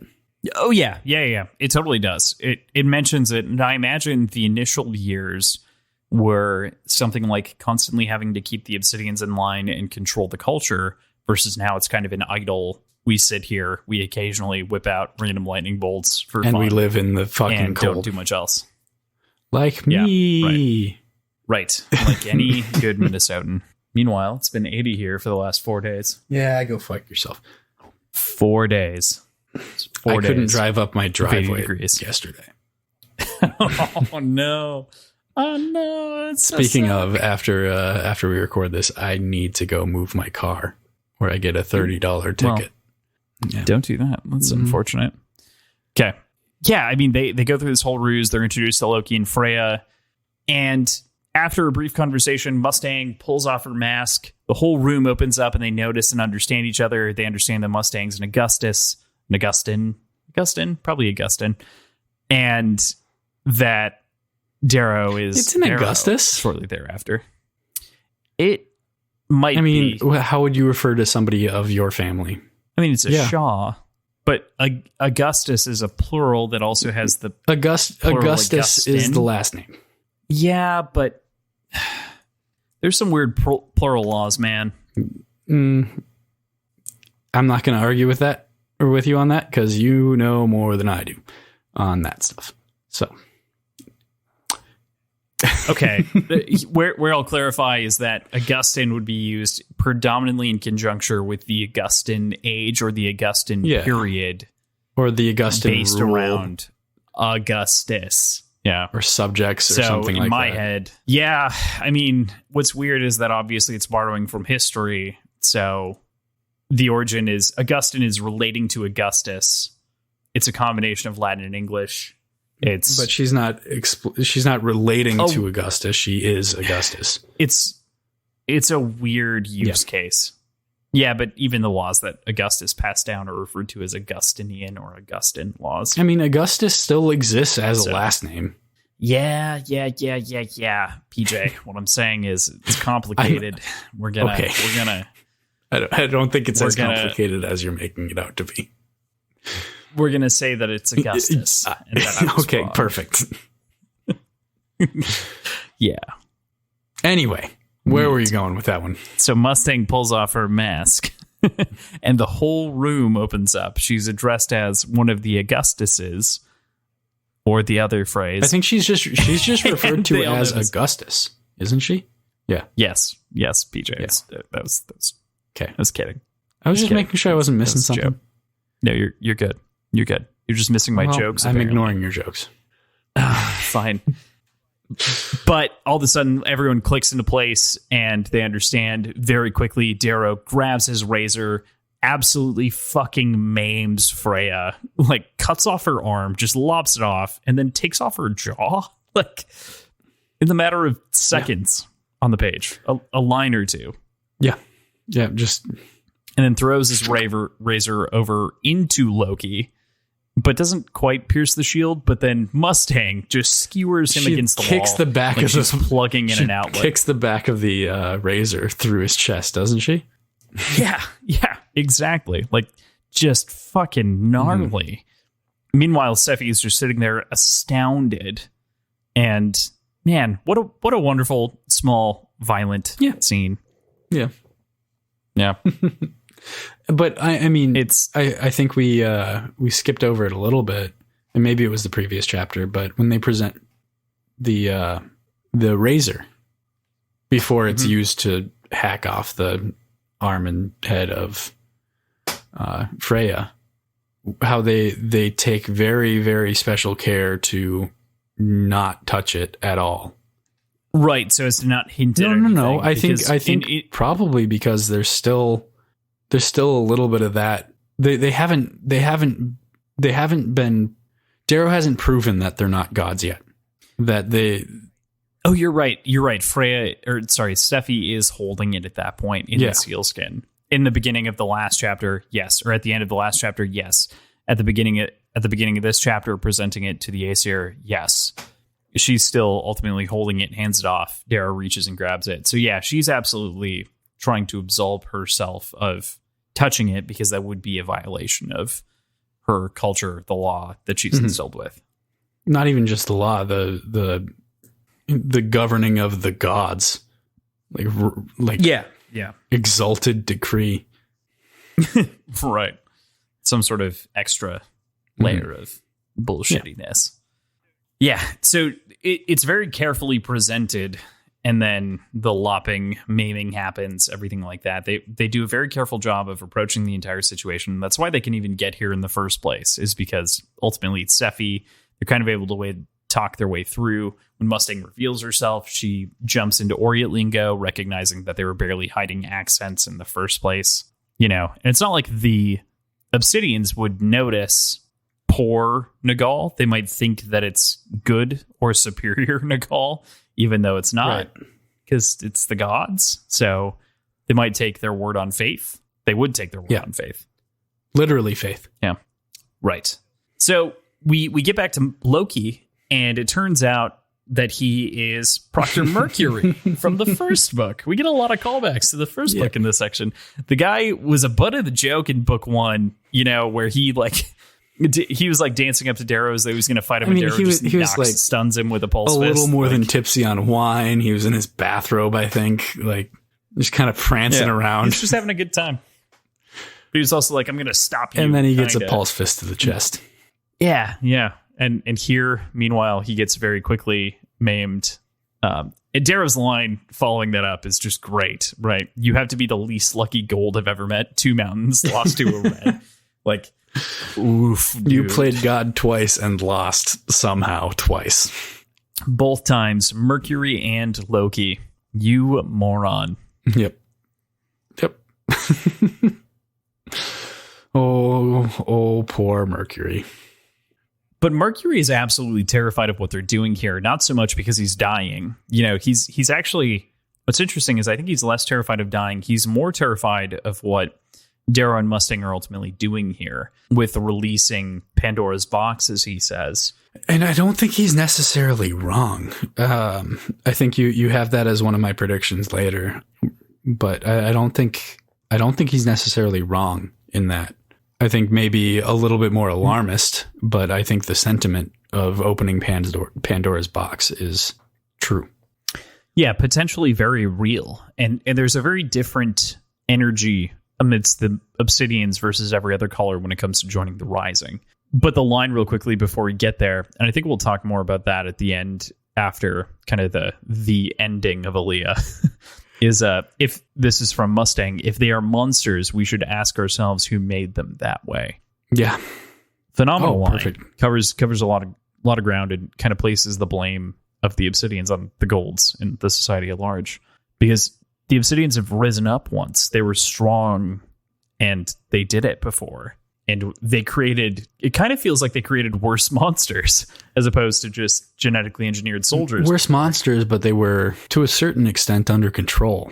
Like they became more dangerous, but only more dangerous if the illusion was dropped, which they were. What's the not naive? They were overconfident. What's the term for overconfident? I guess they're hubris. Yeah, hubris. Their hubris was. I felt like naive is right. Hubris is better though. They were convinced that they could they could contain them and they could control it. Yeah, right. Not on a long enough timeline. They were eventually going to figure out. Just like the Reds did ultimately, where this Rising. But maybe that's the reason why they let in the Queen on The Secret. They let in Alia on The Secret. Very well could be. So as to maintain that lineage of information as it's handed down. That would make sense. To have someone on the inside maintaining the secret for them, giving her power over everyone else, but also keeping them in charge. Yeah, definitely. Interesting. Okay, so to wrap up chapter 33, I love how Darrow teaches Seffi how to use the razor in the end when they capture and go hunt the rest of the golds inside of Asgard. The sort of description of her using and like designing the shape of the razor on the hilt, I think is actually really important. And I feel like should have probably, to your point, and sort of a lot of the different mechanics of the universe, it was described, but it wasn't described in this way and in this detail. I really appreciated before this. It does. When you had me describe it before, and I just maybe I can't remember if that was on our podcast or if it was on High Key Obsessed, which we guested on, where we're talking about the razors and how they work. I described it as sort of a series of sections that are sort of magnetically attached and controlled. I think this kind of within this section, at least, there are different points where Darrow is able to make it shorter and stubbier, and they sort of draw out the shape that they want it to be made from. It makes it a lot more fluid in my mind as something that maintains its mass, but can be completely amorphous in shape and can be wider and shorter or longer and skinnier, and that doesn't really lend itself to the description that I made of it previously. Yeah. It's like feather thin, right? So it's just an elongated what is neopolyene strand, right? And then it's kind of drawn into the shape. And I agree with kind of the idea that it's easiest to imagine it as magnetic segments that adjust as you draw whatever shape it is into it. But with the way that they interact with it here in this chunk of book, it makes me think of it more like almost like mercury, like a semi-fluid metal that can be controlled and squished and adjusted in height and width. Yes. Yeah. Just in squished. Mm-hmm. The weapon is so fascinating. I think it's actually the only believable, well, it's the second most believable take on a science fiction sword behind, in my head, only the lightsaber. I will agree with you with one addition, and that is the energy sword from Halo. Yeah, that's never trying to push any crazy that also boundaries. has a lot of parallels to a lightsaber. Mm-hmm. Yeah, it's not like it's ever used to deflect lasers at any point. No, that's true. Yeah. I mean, I'd agree on all three counts. I think that they probably rank in the top 3 science fiction weapons of all time. Well, not science fiction weapons swords of all time, but science fiction swords. Yeah. Yep. So with that, we'll move into chapter 34, God Killers. It's important to note that right off the bat, we get a lot of description of the success that was had on Phobos with the plan. And you know what? It's so infrequent where the Rising succeeds in something that's worth kind of taking a moment to applaud here. Because they fuck up a lot. They really do. You know, when you think about it, it's like, how are you even a rebellion at this point? Like, numbers, man. You suffer a lot of losses. Man. And that's the reality of the success on Phobos, is literally meat into the grinder. Mm-hmm. Oof. But interesting nonetheless. Great flash of success there. So the next bit, I think, is a larger conversation to be had about Darrow and Darrow's changing philosophy over the course of this book and the series at large. This is now not how I intended to bring the Obsidians into my fold. I wanted to use words to come humbly in sealskin, no armor, putting myself at the mercy of Obsidians to show Leah that I valued her people's worth, valued their judgment, and was willing to put myself in peril for them. I wanted to do as I preached, but even Ragnar knew that was a fool's errand. For Obsidian to hear, I must speak in the only language they understand, might. Mm-hmm.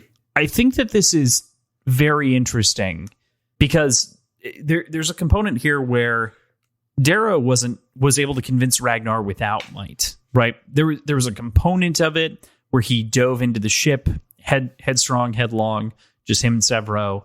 And that was a part of the component, but also part of that was the speech and the way that he was able to sway everyone. And so it indicates kind of a paradigm shift for me with Darrow that indicates that he's willing to do whatever it takes to make it happen, it being the Rising, to fuel the Rising in this revolution. I think there's something that's a little bit different that Darrow kind of overlooks with how he was able to convince Ragnar, because Ragnar had already pledged his stains to Darrow and was already kind of subservient to him. That's true, but I'm talking even pre the stains, right? The reason that he gives Darrow the stains is not just because of the show of might, but it is also because of the speech. That's what I was getting at. Like, his base inclination to winning Ragnar over was just not strictly a show of might. I don't necessarily know if that's even true. At that point. Ragnar came to present his stains to him after he took the ship, and there's a posit by Darrow that he did it because he knew that he was going to be given to the Julii, and this was an opportunity to kind of get out of that contract. Mm-hmm. I don't think it had anything to do with his speech. Okay, I think Ragnar would have still come forward without the speech. Because Darrow wouldn't have taken the vessel without the speech, though. That's a good point. That's true. So that's more my component is, and maybe this is the flexibility of the statement. And also, I want to lead into this. I said purely might, right? So it's just saying that it was only might. What I find interesting here is that Darrow goes off in the speech. People rebel. That's interesting. People kind of turn coat for him. And that's a show of indirect power, not necessarily might. Then again, Nagal might all fall under the same word or same understanding. So it's tough to say. No, it doesn't, why. Because Ragnar explicitly says that words and might are different. right? Got it. He's saying that words won't work with his mother. No, he correct. What I was saying is that might and power might and power. Be the same. Yeah. Yes, not might and words. But all told, the sort of expression, I think that Ragnar is obviously a step above, a step ahead, a step forward. And I think he even was at that point. And that's really what I'm trying to get to here, is that ultimately Darrow has accepted the fact that he can create an army. In the first 2 books, he was very focused on creating an army through inspiration by example. And now he is at a point where he's willing to create an army by any means necessary. Yeah. To get what he needs to fulfill his goals. Except for slavery. I think that's also a point to make there.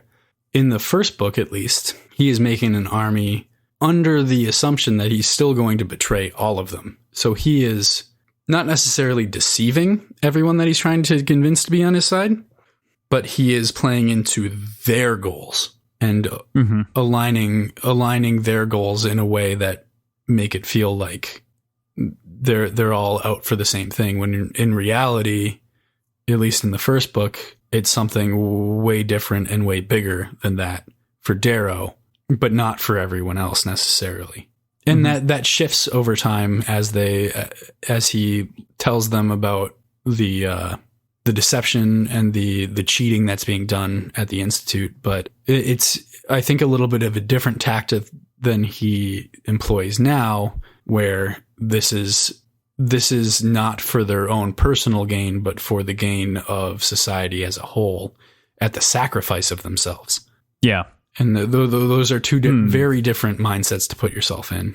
I agree on the mindset front, and I agree with what you're saying. I just think that there's an element here where Darrow has shifted from a sort of pragmatic lens of being an inspiration to people, as opposed to a utilitarian perspective of, I'm going to pull this off no matter what I have to do, with the exception of serious war crimes. Like, that's war seemingly the one thing definition? That's out of reach here. Well, yeah, like I said, right now it seems like that's the perspective, right? It is. I find that interesting. This also ties into, and this comes a little bit later, but speaks to Mustang and Darrow's relationship. We're the same kind of cruel. I told myself I would be better than this. I failed that promise. But noble vanity can shine another day. This is war. And another victory is the only nobility. That's what she wants in an ally, as much as she wants a builder. Someone wise enough to adapt. I think the first part of that phrase, before we switch into the back half about Mustang, speaks to exactly what I was saying before, wherein he is just seeking victory. It's all about the win at this point. It's completely shifted. And then the bit about Mustang and the relationship is that they see each other in different lights, wherein Darrow is the adaptable winner and Mustang is sort of the virtuous soul. Right. Yeah. And I mean, we talk a lot about the parallels between Mustang and EO, but I think that's pretty evident here too. The goal of a better world in general trumps everything, regardless of what your preconceptions are, regardless of how you were planning on going through with all of this. Yeah. That can all shift as long as the end goal is a better life for everybody. Yeah. There's a lot to talk about here. I'm very excited for us to continue reading. And with that, we'll move on from that point. What's also interesting to what we were saying before is that extracting it and applying it to our mother-daughter relationship that we're confronted with here, Aaliyah is a talker, but Sephi moved with might. So Aaliyah is more in the mindset of controlling people a la Mustang and Darrow's perspective, but Sephi was able to gain control of her sect of society, this sort of isolated culture, with an action of might, killing and beheading her own mother in a single stroke. And man, it's fascinating, those differences that you compare in terms of the risings. Yeah, 2 words, right? She knew. Her first words in 25 years. It is nuts. I think Sephi is a great character introduced inside of these pages, but she's so different than, to be honest, like most other characters in fiction. She stands more stoic than most, has influence with her body language almost entirely, and only speaks when absolutely necessary. Yeah, but also I think the fact that she spoke not only being necessary, but also being a turning point in her realizing that this oath that she made means nothing anymore. Mm-hmm. Why maintain this oath of silence when there's no basis for it? Yeah, no basis whatsoever. It's and the oath of silence is so interesting because it's to some degree it's culturally imposed, self-imposed, either way. She is an authority when she decides to open her mouth because she stayed quiet for so long. The reality is if you say fewer things, you end up becoming more of an authority, provided everything you say is insightful or you have a position of power. She has a position of power. She elevates herself. She's the matriarch inside of the society now because she took action. She took might into her own hands, claimed it, and now she's effectively leading her own Obsidian uprising. Obsidian Rising. The one thing that might be a problem. I don't know. It'd be interesting to see how this plays out. She used this might to overtake her mother and to kill Alia, thereby taking the throne, essentially, but with a razor. And how will that play out with the rest of the Obsidians? That's a good question. I mean, everyone seems to rally Everyone around her, here does. Right, in the immediate moment. Yeah. But I feel like the idea is that it's this image of the oppressor, and she's wielding the metaphor, the weapon of the oppressor. But they have to be convinced that they were being oppressed. Right, by the gods, which she effectively decapitates 8 of them. Yeah. Kills them all. There has to be some sort of parade then. Like there has to be I'm sure if some way to prove this to the masses before they can really go forward with recruitment and mobilizing. I would say it'd be pretty easy to take the head and the helmet of each of the gods flying each different direction, and someone can take care of that. But I agree with you. I think that is necessary to communicate the dominance over Asgard, of course, or bring people to Asgard, right? That would be another option. Rally the leaders of each of the tribes there to exemplify it. Could work. Something in those realms, right? So, man, she goes on the killing rampage. She kills all of the golds. The final one says something that's worth note. It's not worth it is worth a full-blown conversation, but it's not worth it inside of the context here. But the poem that is quoted by the final gold before she's executed is the Song of the Furies by Aeschylus, something like that. Aeschylus was the first Greek dramatist, or known as the father of Greek drama. Kind of important in that context where he was influential in the way that dramas and tragedies were written. But other than that, I mean, it's mostly a neat tidbit that I think is sprinkled in here as the Does this count as a sci-fi reference? Were there any in this section? But you can take a drink. No? None that you know of. Also none that I know of, so. Yeah. We're both clean on that. I would not call this sci-fi reference. This is just purely historical, of course. But for those who don't know, it's important to note. Definitely did not nail the pronunciation. Just for if anybody wants to look it up, Aeschylus. Yeah, but it's the Song of the Furies. It's a 5-stanza poem, which is written in kind of song format. Each of the different stanzas rhyme immediately with each other, except for intermittent that hits in the middle. But yeah, it's pretty fantastic. He's a great dramatist, wrote a lot of poems, wrote a lot of plays. So very important in the Greek theater of things. Not crazy important in the overall story of the Red Rising. Fair. So it is interesting, though, that it's the Song of the Furies. We obviously know the Furies, Aja, Moira, and Blank are underneath the sovereign. I like to think that Fury's name is actually Blank. Yeah. I know that Fury's Are they all name, sisters? But It's not a spoiler to say that. Okay. I think that was mentioned. I'm pretty sure that was mentioned. It was mentioned previously. Yeah. They're all the Ash Lord's daughters. And for some reason, I think the third one is named at one point, but I can't remember it. And I might just be making that up. It's not. I've doubled and triple checked. That one is not buried in the text. I thought it might have been, but it's not. So the final lines of our entire crazy long episode this week. The gods are dead. The old oaths have been broken. And tell all who will hear the Valkyrie ride to war.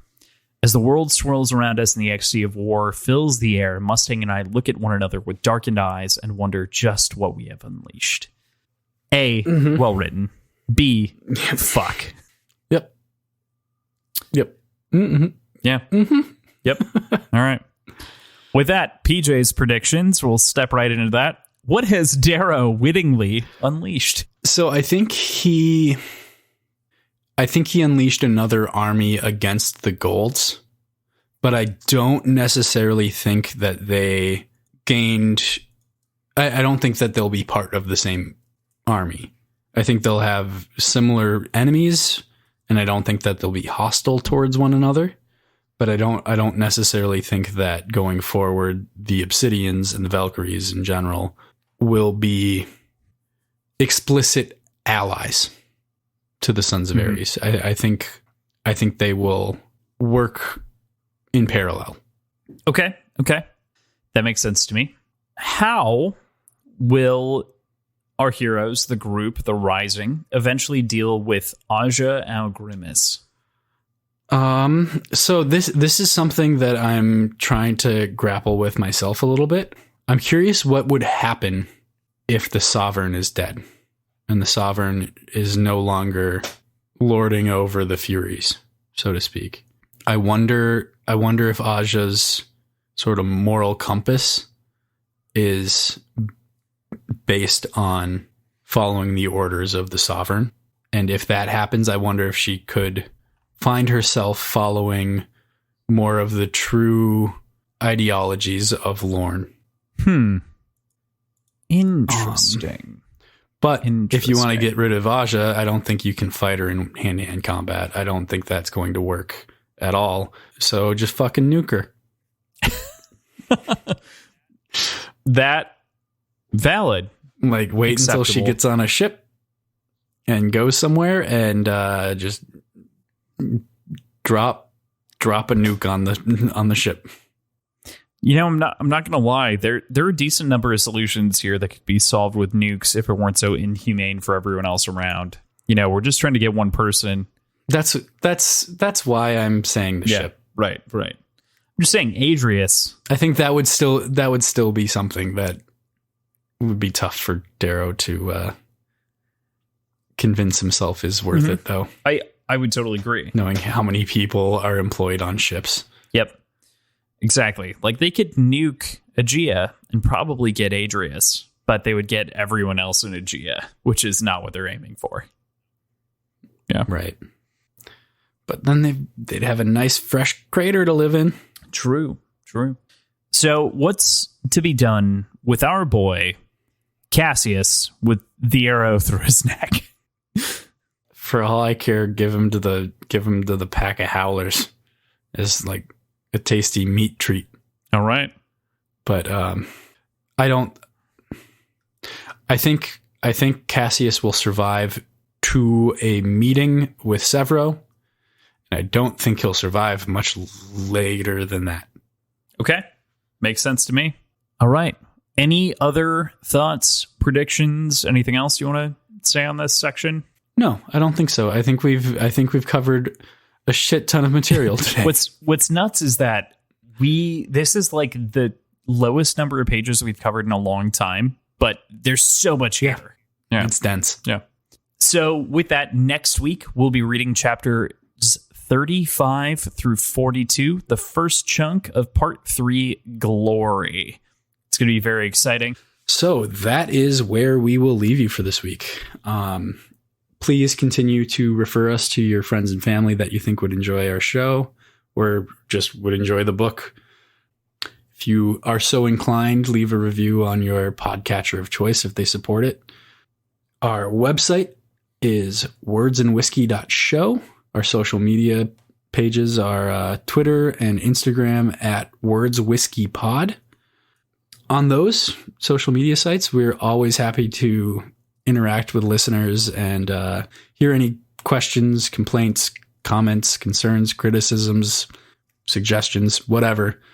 We have a fun time with it, and we're always grateful to hear from people that listen to our show, and we appreciate every single person that listens. So with that, I am going to leave you there. Crossland, anything to add? See you next week. Omnisphere Lupus.